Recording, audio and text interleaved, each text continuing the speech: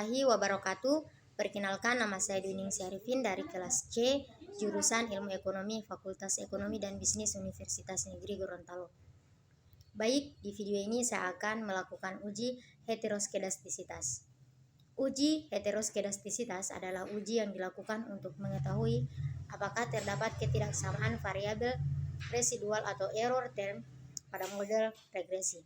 Uji ini merupakan salah satu pengujian asumsi klasik yang penting untuk dilakukan agar model regresi yang digunakan akurat dan andal.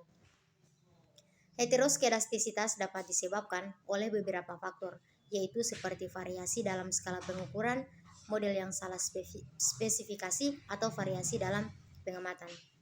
Jika heteroskedastisitas terjadi, model regresi dapat memberikan hasil yang bias, seperti koefisien variabel regresi yang minimum dan confidence interval yang melebar.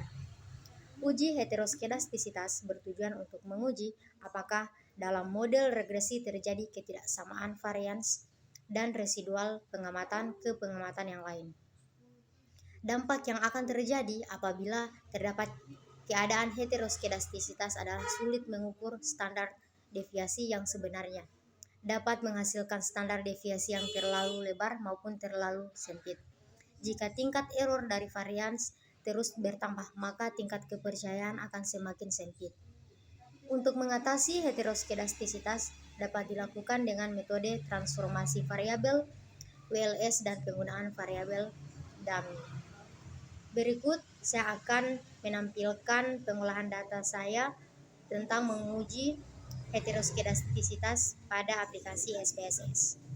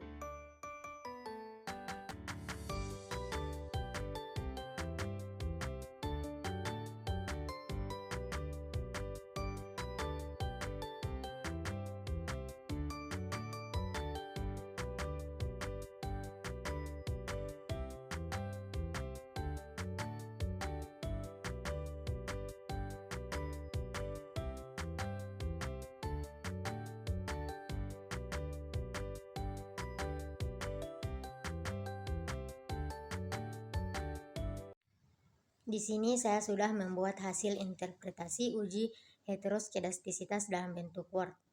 Yang pertama syaratnya yaitu nilai signifikan lebih besar dari 0,05, maka kesimpulannya tidak terjadi gejala heteroskedastisitas.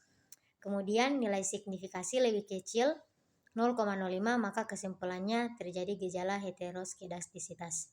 Kemudian saya sudah menampilkan tabel koefisien dengan metode Glasser dari hasil olah data di SPSS. Hasil interpretasi uji heteroskedastisitas. Yang pertama, untuk tingkat pengangguran terbuka, nilai signifikannya sebesar 0,391, artinya lebih besar dari 0,05, maka tidak terdapat heteroskedastisitas. Yang kedua, untuk pertumbuhan ekonomi, nilai signifikannya sebesar 0,896.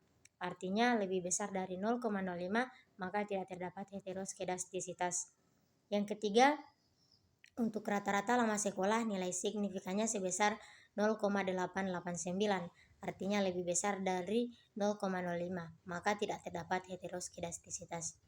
Yang terakhir atau yang keempat yaitu indeks pembangunan manusia, nilai signifikannya sebesar 0,802, artinya lebih besar dari 0,05, maka tidak terdapat heteroskedastisitas.